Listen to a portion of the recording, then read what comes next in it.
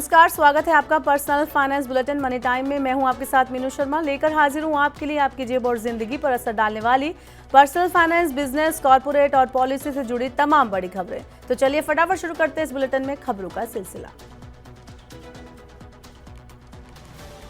EPFO कर्मचारी भविष्य निधि से जुड़े दावा निपटान प्रक्रिया को ऑटोमेटिक बनाने जा रहा है। ईपीएफओ अपने एप्लीकेशन सॉफ्टवेयर को नया रूप देने की प्रक्रिया में है। इसमें हर एक सदस्य के लिए यूनिवर्सल अकाउंट नंबर आधारित एकल लेखा प्रणाली और दावों के त्वरित निपटान के लिए न्यूनतम मानवीय हस्तक्षेप के साथ प्रक्रिया प्रभाव का ऑटोमेशन भी शामिल होगा। ईपीएफओ के एप्लीकेशन का नया सॉफ्टवेयर सीडैक के परामर्श से विकसित किया जा रहा है। ईपीएफओ ने दावों का निपटान करने के लिए 3 दिन का समय निर्धारित किया है। अधिकांश दावों का निपटान इसी सीमा के भीतर किया जा रहा है।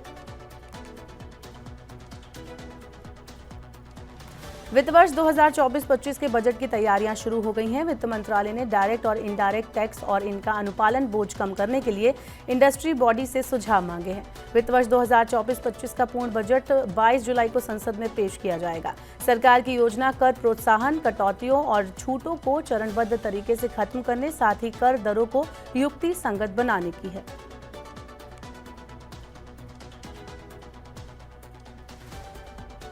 सोमवार 17 जून को शेयर बाजारों में काम नहीं होगा। बकरीद के मौके पर बीएसई और एनएसई में अवकाश होगा। बकरीद की छुट्टी की वजह से इस दिन शेयर बाजार में इक्विटी, डेरिवेटिव, कमोडिटी और डेट सेगमेंट में कामकाज नहीं होगा। कमोडिटी मार्केट में सोमवार को शाम 5 से 11 बजे के सेशन में कामकाज होगा। इसके साथ ही इंटर सेगमेंट फंड ट्रांसफर की सुविधा भी सोमवार को उपलब्ध नहीं होगी।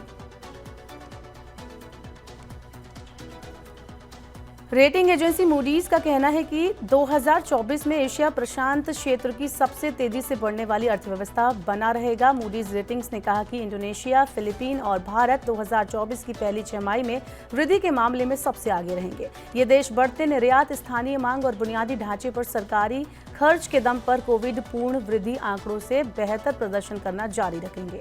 भारत घरेलू स्तर पर जारी रफ्तार को पिछले साल की तरह बरकरार रखते हुए क्षेत्र की सबसे तेजी से बढ़ने वाली अर्थव्यवस्था बना रहेगा।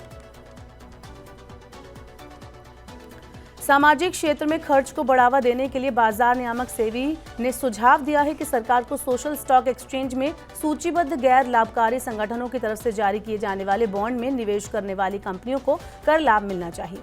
सेबी ने वित्त मंत्रालय को गैर लाभकारी संगठनों के zero coupon, zero principal bond पर कर लाभ को लेकर प्रस्ताव पहले ही भेज दिया है। ये उपाय सामाजिक क्षेत्र की समावेशी वृद्धि में मदद करेंगे।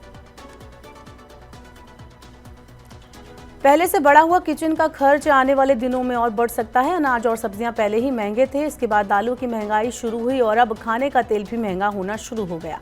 एक्सपर्ट्स का मानना है कि खाद्य महंगाई की स्थिति तभी काबू में आएगी जब मानसून की बरसात फसल का साथ देगी। शुक्रवार को ही सरकार ने थोक महंगाई के आंकड़े भी जारी किए हैं। मई के दौरान देश में थोक महंगाई दर बढ़कर 7.4% तक पहुंच गई। खाद्य महंगाई को बढ़ाने में आलू, प्याज, अनाज और दालों का सबसे ज्यादा योगदान रहा। नेशनल स्टॉक एक्सचेंज यानी एनएसई ने खुदरा निवेशकों को डेरिवेटिव में कारोबार करने को लेकर आगाह किया है। एनएसई ने कहा कि खुदरा निवेशकों को म्यूचुअल फंड के जरिए शेयरों में निवेश करना चाहिए। एनएसई ने कहा कि डेरिवेटिव व्यापार केवल उन्हीं लोगों को करना चाहिए जो रिस्क को पूरी तरह से समझते हैं और उनसे निपटने की क्षमता रखते हैं। जिन लोगों में ये समझ और जोखिम उठाने की क्षमता नहीं है, उन्हें डेरिवेटिव कारोबार से बचना चाहिए। ऑटो कंपनियों को अगले 3 सालों में कार्बन उत्सर्जन में 30% की कमी लाना होगा। ऐसा न करने वाली ऑटो कंपनियों को corporate average fuel efficiency norms के तहत बड़ा जुर्माना देना होगा। कार्बन उत्सर्जन कम करने के लिए ऑटो कंपनियों को अपना खर्च बढ़ाना होगा। इस वजह से गाड़ियों के और महंगा होने की आशंका बढ़ गई है। भारत स्टेज 4 उत्सर्जन नियम लागू होने के बाद से कारों के दाम में 30% तक की बढ़ोतरी हो चुकी है। देश का विदेशी मुद्रा भंडार 7 जून को समाप्त सप्ताह में 4.3 अरब डॉलर बढ़कर 655 अरब डॉलर की नई ऊंचाई पर पहुंच गया। इससे पूर्व के सप्ताह में विदेशी मुद्रा भंडार 4.8 अरब डॉलर के उछाल के साथ 651 अरब डॉलर के स्तर पर पहुंच गया था। इस दौरान गोल्ड रिजर्व का मूल्य 48 करोड़ डॉलर बढ़कर 56.98 अरब डॉलर हो गया। विशेष आहरण अधिकार 4.3 करोड़ डॉलर बढ़कर 18.16 अरब डॉलर हो गया। अंतर्राष्ट्रीय मुद्रा कोष के पास भारत की आरक्षित जमा भी 1 करोड़ डॉलर बढ़कर 4.33 अरब डॉलर हो गई। Luxury furniture brand Stanley lifestyles ने आईपीओ से 537 करोड़ रुपए जुटाने की योजना बनाई है। कंपनी का आईपीओ 21 जून को खुलेगा और 25 जून को बंद होगा।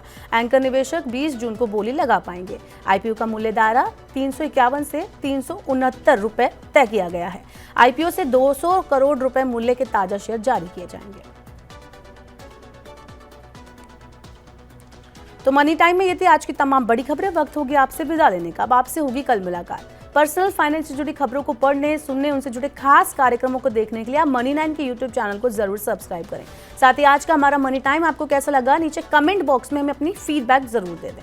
फिलहाल के लिए इस बुलेटिन में इतना ही। बने रहिए मनी 9 के साथ। नमस्कार, शुभ रात्रि।